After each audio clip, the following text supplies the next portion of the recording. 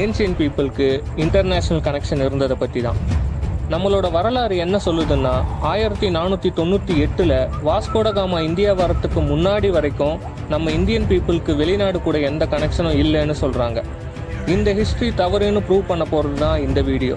This video sponsored by BuyMoto e-shopping mobile application. இந்த அப்ளிகேஷன்ல உங்க வீட்டுக்கு தேவையான கிராசரி ஐட்டம்ஸை உங்களால ரொம்பவே கம்மியான விலையில வாங்க முடியும். அதுலயும் ஒரு சில ப்ராடக்ட்டை 50% ஆஃபர்லயும் உங்களால வாங்க முடியும். சோ நீங்க இந்த ஆப்பை யூஸ் பண்ணணும் அப்படின்னு நினைக்கிறீங்க அப்படின்னா Play Store போங்க. அங்க BuyMoto e-shopping அப்படின்னு டைப் பண்ணி அப்படின்னா உங்களுக்கு இந்த அப்ளிகேஷன் ஷோ ஆகும். டவுன்லோட் பண்ணி ரெஜிஸ்டர் பண்ணி உங்க வீட்டுக்கு தேவையான கிராசரி ஐட்டம்ஸை 50% ஆஃபர்ல டிஸ்கவுண்ட் பிரைஸ்ல உங்களால வாங்கிக்க முடியும். வித்தின் 7 டேஸ்ல உங்க வீட்டுக்கு டெலிவரியும் வந்துரும். சோ இந்த அப்ளிகேஷன்ல என்னோட ஃபேவரட் ப்ராடக்ட் நம்ம அப்ளிகேஷன் இன்ஸ்டால் பண்ண உடனே அதுல வெல்கம் கிட் அப்படிங்கிற ஒரு ப்ராடக்ட் 23 ப்ராடக்ட்டோட வெறும் ₹999 நமக்கு சேல் பண்ணிட்டு இருக்காங்க. சோ இந்த மாதிரி ஒரு ஆஃபரை உங்களால வேற எந்த பர்ச்சேசிங் ஆப்லயுமே பார்க்க முடியாது. சோ இப்பவே ட்ரை பண்ணி இன்ஸ்டால் பண்ணி அந்த ப்ராடக்ட்டை பை பண்ணிக்கோங்க. மெயின் ஸ்ட்ரீம் ஆர்கியாலஜிஸ்டால இன்னைக்கு வரைக்கும் சரியான விடை கூற முடியாத கோவில்களுள் ஒன்று தான் நம்ம தஞ்சை பெரிய கோவில். அதை பற்றி நிறைய பேர் நிறைய வீடியோஸ் போட்டிருப்பாங்க. ஆனால் நாம் அதெல்லாம் பார்க்க போகிறதில்ல. நாம் ப்ரூவ் பண்ண போகிறது ஏன்ஷியன் பீப்புளுக்கு இன்டர்நேஷ்னல் கனெக்ஷன் இருந்ததை பற்றி மட்டும்தான். அதை ப்ரூவ் பண்ணுற கார்விங் தான் இப்போ நீங்கள் பார்க்கறது. இந்த கார்விங்கை நல்லா பார்த்தீங்கன்னா கண்டிப்பாக அவர் ஒரு வெளிநாட்டுக்காரர்னு கிளியராக தெரியுது. அவர் ஒரு தொப்பி போட்டிருக்காரு, லாங் ஹேர் இருக்கு, தாடி மீசெல்லாம் வச்சிருக்காரு, லாங் ஸ்லீவ்ஸ் போட்டிருக்காரு, ஷார்ப் நோஸ் இருக்கு.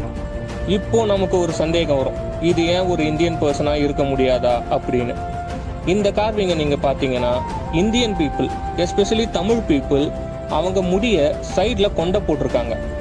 அதே போல நிறைய ஜுவல்லரிஸ் போட்டிருக்காங்க. ஆனா ஷர்ட் போடல. அந்த காலத்துல இருந்த இந்தியன் பீப்புள் இப்படிதான் இருந்திருக்காங்கன்னு நமக்கு கிளியரா தெரியுது. அப்போ இந்த சிற்பத்துல இருக்க இந்த வெளிநாட்டுக்காரர் யாருன்னு பாக்குறப்பதான் அவர் ஒரு யூரோப்பியன்னு தெரிஞ்சுது.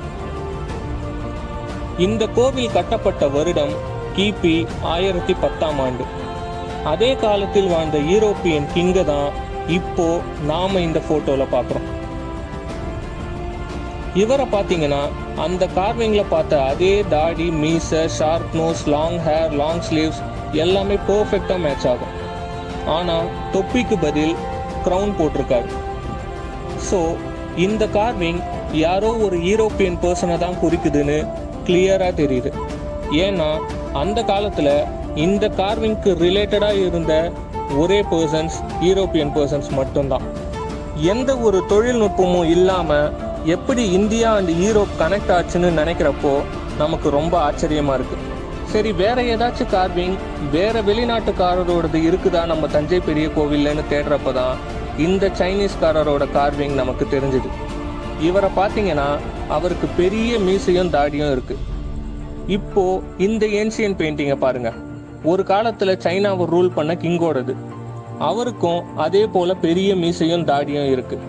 இன்னொரு விஷயம் என்னன்னா, அந்த கார்விங்ல பார்த்த அதே தலையுடைய போட்டிருக்காரு, அதாவது ஹெட்ரஸ் அதை போட்டிருக்காரு.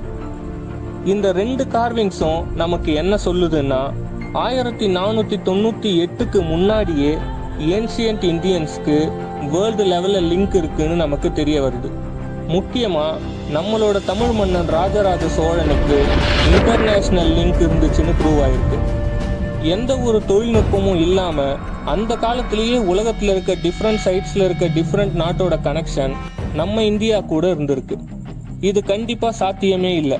அப்போ ஏதோ ஒரு தொழில்நுட்பத்து மூலமா தான் இந்த கனெக்ஷன் இருந்திருக்கும்.